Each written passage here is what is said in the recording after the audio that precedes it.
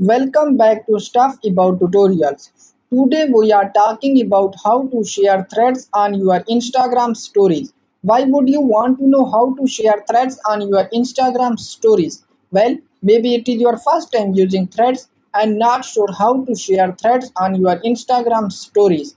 So today I am going to show you how to share threads on your Instagram stories. Check video description and I will try to leave the written instructions.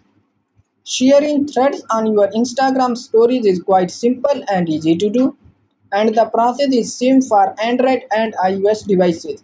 Let me show how you will share threads on your Instagram stories.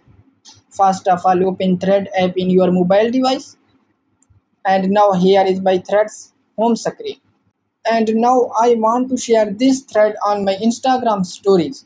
So first of all, click on send icon under this post and then click on add to story. And now in this screen click on next icon and now share it, and your thread has been shared on Instagram story. So there you go. If you were wondering how to share threads on your Instagram stories, that is the easiest way I know. If you know another way, please leave a comment below. Be sure to subscribe for more videos.